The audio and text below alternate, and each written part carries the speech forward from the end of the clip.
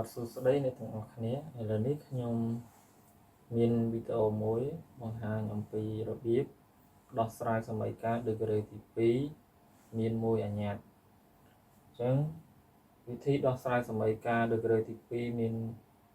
មួយអញ្ញត្តិយើងអាចដោះស្រាយតាមវិធីទី1គឺវិធី discriminant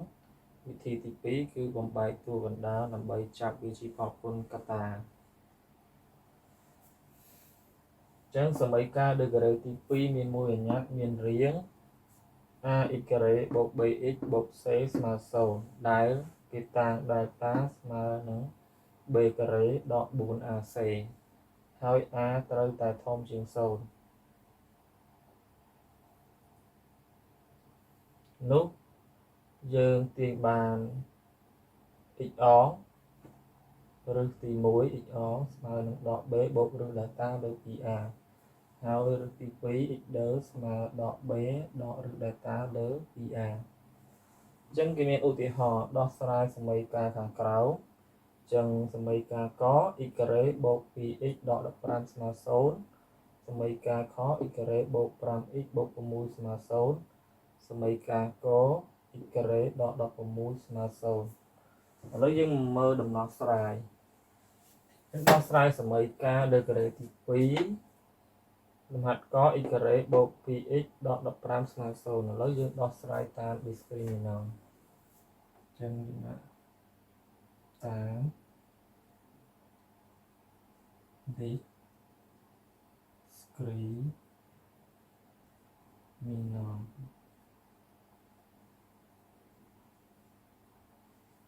្ចឹងយើងបាន delta ស្មើ b ការ៉េដក 4ac អញ្ចឹងដោយ b ស្មើនឹង2 a ស្មើ1ហើយ c ស្មើដក15អញ្ចឹងយើងទាញបាន x អងស្មើនឹងដក b ដកឬ delta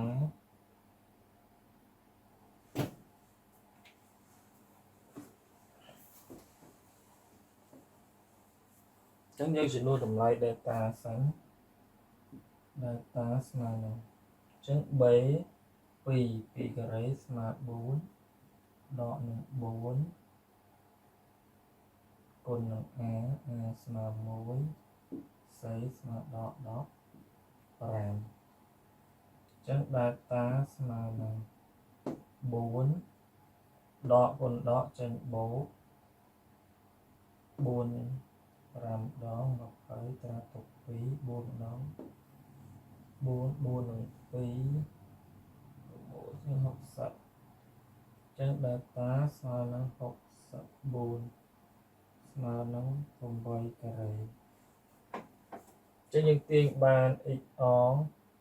នាំឲ្យ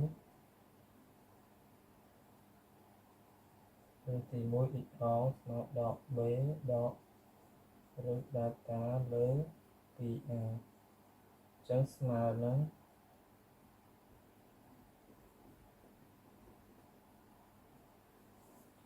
ដក b យើងស្មើ2ដកឬ delta យើងស្មើ8ការ៉េលើ2គុណនឹង a យើងស្មើ1អញ្ចឹង x អងស្មើដក2ដក8លើ2អញ្ចឹងស្មើនឹងដក10លើ2យើងចែកមកស្មើដក5ចុះចំណែក x ដើហើយ x ដើស្មើដក b បូកឬ delta លើ 2a អញ្ចឹងស្មើនឹងដក2បូក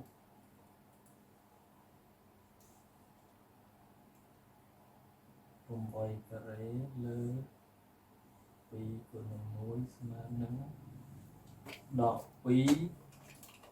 2បូក8ស្មើ6លើ2ចឹងស្មើ3ចឹងដូចនេះ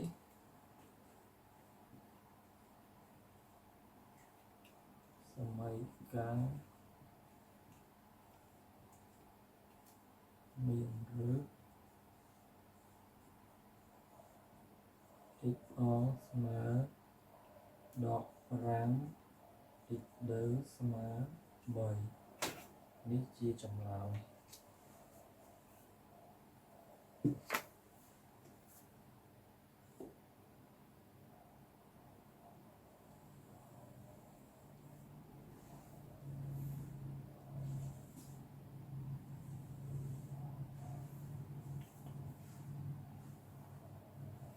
ចឹងបញ្ជាក់សារឡើងវិញដោះស្រាយសម័យកាលតាម discriminant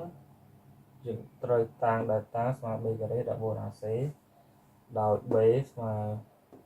2 a ស្មើ1 c ស្មើដក15អញ្ចឹងយើងព្រាចបាន data ស្មើនឹងអញ្ចឹង2ការ៉េស្មើ4ដក4គុណនឹង a ស្មើ1គុណនឹង c ស្មើដក15 data ស្មើ4បូក60ស្មើ64យើងអាចលើកជា8ការ៉េអញ្ចឹងនាំឲ្យចម្លើយរើសទី1ស្មើរៀងនេះអញ្ចឹងយើងចំនួនតម្លៃចូលមកបានប៉ុណ្ណេះហើយយើងទូទាត់មកដក2ដក8បានដក10លើ2ចែកមកស្មើដក5នេះ x ដើរើសទី2មានរៀងចេះដក b បូកលើ data លើ 2a ហើយយើងចំនួនតម្លៃចូលយើងទូទាត់បាន6ចែក2ស្មើ3អញ្ចឹងដូចនេះសមីការមាន2គឺ x អងស្មើដក5 x ដើស្មើ3ឥឡូវយើងធ្វើតាមវិធីទី2តើសមីការនឹងមានឬ x អងស្មើដក5ហើយ x ដើស្មើ3មែនក៏អត់តាមវិធីបំបែកទូកតាអញ្ចឹងខ្ញុំលុបហើយ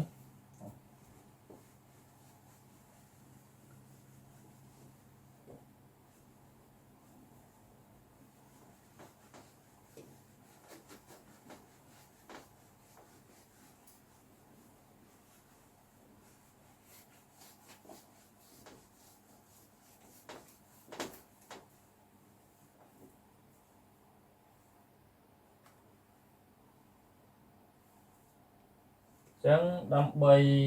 ដោះស្រាយសមីការលើការ៉េទី2ដែលមាន1អញ្ញត្តិដោយប្រើវិធីបំបែកតួកណ្ដាលទី1យើងត្រូវយកតួដើមគុណតួចុងទី2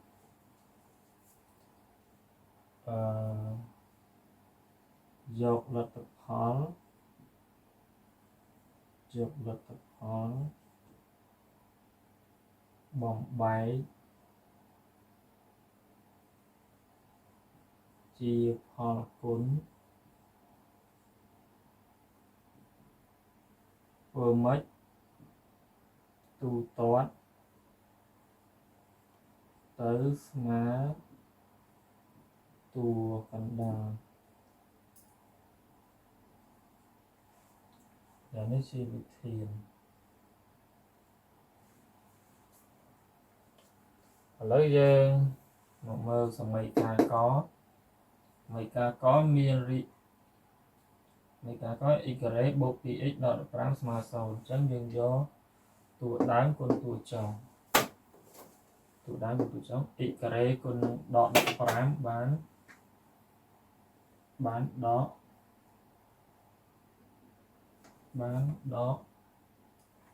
15x ការ៉េអញ្ចឹងយើងបំបែកវាជាផលគុណមកយកប្រមាណគុណមកស្មើ15យក3 x គុណនឹង 4x 3 4ដងគុណនឹង5 3 5ដង15អញ្ចឹងនេះដាក់សញ្ញាដកមកអញ្ចឹង 3x គុណ 5x បើយើងទូទាត់យក5ដក3ស្មើ 2x អត់ស្មើណាគឺបើយើងយកលេខផ្សេងឧទាហរណ៍ថាយក 15x គុណនឹង x បានអត់ស្មើ15អត់ស្មើ 5x ការ៉េអត់តែបើយើងទូទាត់វាយក 15x ដក x ស្មើ 14x អញ្ចឹងអត់ស្មើទូកតាអញ្ចឹងចម្លើយយើងយកនេះយកអាទី1វិញអញ្ចឹងយើងសរសេរបាន x ការ៉េបូក 5x ហើយដក 3x ដក 15ស្មើ0តើមកយើងដាក់ជាផលគុណកតាព្រោះនេះមាន x ដូចគ្នាយើងយក x ជាកតាសល់ x អានេះសល់បូក5ហើយអានេះដក3ជាកតាសល់ x អានេះដូរសញ្ញាពីដកទៅបូក15ស្មើ0តើមកពីតួនេះចំសោមពីតួនេះមាន x បូក5ដូចគ្នាយើងយកវាជាកតាមកយក x បូក5ជាកតាចំសោមទី1នៅសល់ x ក្នុងទី2ដល់ដក3យើងស្មើ0អញ្ចឹងវាចូលរៀង a គុណនឹង b ស្មើ0ផលគុណពីកតាគុណទៅស្មើ0ឲ្យកតានីមួយៗស្មើ0អញ្ចឹងយើងឲ្យគេបាន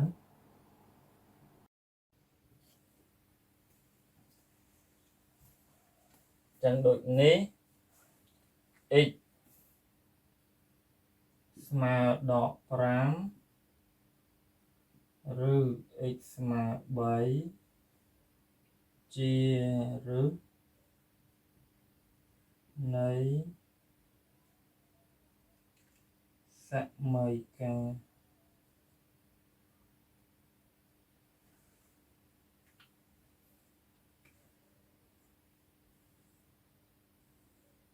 ចឹងយើងឃើញថាការដោះស្រាយតាមរបៀប discriminant ហើយនឹងរបៀបបំបែកតួកតាយើងឃើញថាចម្លើយគឺដូចគ្នាគឺ x អងស្មើដក5 x ដឺស្មើ3យើងអាចយកតម្លៃហ្នឹងទៅចំនួនក្នុងសម័យកាលទៅឃើញថាវាមានតុល្យការគឺទូទាត់ទៅអង្គទី1ស្មើ0អង្គទី2ក៏ស្មើ0អញ្ចឹងសម័យកាលមានលំនឹងមានន័យថា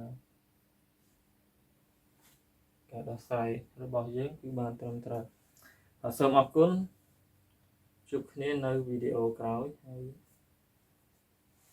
ខ្ញុំមានវគ្គសិក្សាជាក្រុមអាចទំនាក់ទំនងរៀនជាមួយខ្ញុំបានមានមុខវិជ្ជាគណិតគីមី